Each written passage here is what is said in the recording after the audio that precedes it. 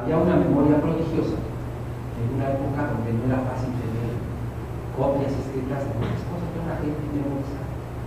Pero ¿cuál era la fuente de enseñanza? En los cultos, en las reuniones de esta iglesia. La didache, ¿no? Aquí dice, ¿verdad? Aparte de los dichos de Jesús, las porciones del Evangelio, las cartas, ya estaba recién terminado el Apocalipsis de Juan, ¿no? Que quizá ya estaba, algunos lo conocían, pero dice que hay algo que se llama la didache o la didaque. Dicen que es literalmente del griego, significa doctrina, enseñanza de los 12 apóstoles. Esto era, dice, y nos describe aquí, es uno de los escritos poscanónicos más antiguos que poseemos, escrito probablemente a finales del siglo I.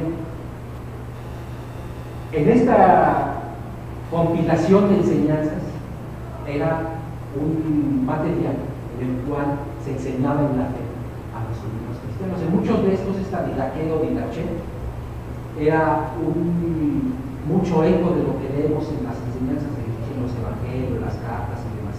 Y era un material educativo que se usaba para disciplinar a los hermanos cristianos.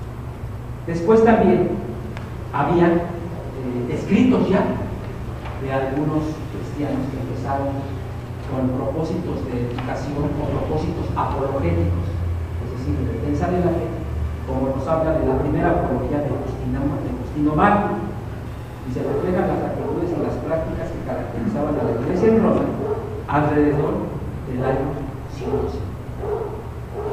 Muchos de estos documentos que ustedes ven aquí como citas que de Justino Mártir, como vimos acá, de Atenágoras y de otros, hoy día se pueden conseguir. Son escritos que publicó una librería católica en México que se llama los padres de la iglesia, los padres apostólicos, es la generación posterior a los apóstoles.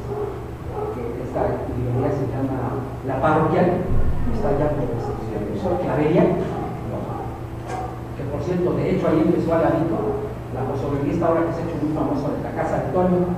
Ahora hay casas de Toño con muchos lados, pero en esa librería hace muchos años pues no había nada al lado. Es una librería inmensa que la cambiaron de la Glorieta, la cambiaron ahora a unas calles ahí, pero uno iba a ir a pasarse de por lo menos 4 o 5 horas buscando, ya le daba hambre. Entonces alguien se puso vivo, puso un puestecito Toño ahí, y ya uno comía ahí porque no había otro puesto casi alrededor. Se hizo muy famoso, fue creciendo y ahora empiezan casas de Toño por todas partes, aunque librerías de la Clavería no hay por todas partes. Pero ellos tienen la colección de los padres apostólicos, o los padres de la iglesia.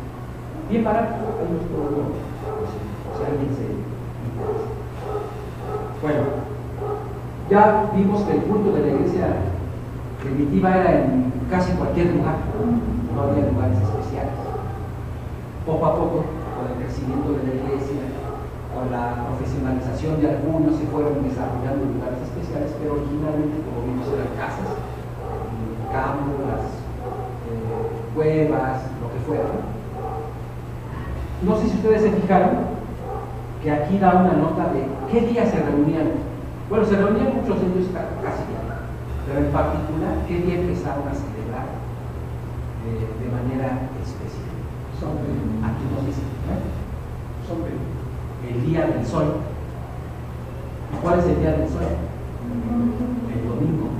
En español y en otros idiomas no significa eso. En español decimos domingo, ¿no?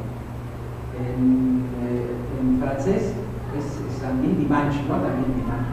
Pero en inglés y otras lenguas sí dice literalmente eso. ¿Cómo es domingo en inglés? Sunday, el día del sol. Y en otras lenguas es igual. De tal manera que cuando dicen el día del sol, ¿era qué? El primer día de la semana. Cuando dicen el primer día de la semana. Muy de mañana. Pero no sé si se fijaron que dan otra razón de por qué se reunían el primer día de la semana. ¿Cuáles eran las razones para que se reunieran el primer día de la semana? Que dice aquí, porque acuérdense, los judíos, ¿cuándo se reunían especialmente? El sábado, que es el séptimo, el último día de la semana. Los cristianos, ¿por qué se empiezan a reunir particularmente o celebran con mayor devoción, dijéramos, el primer día de la semana que la reunión? ¿Por qué razones? Viene un judío y le dice, oye, Dios mandó decir que guardáramos el séptimo día. ¿Tú por qué guardas el domingo y no el séptimo? Y está siendo desobediente a Dios. ¿Por qué? Por la resurrección. Uno, por la resurrección dice que el Señor resucitó en el primer día de la semana. ¿Qué más?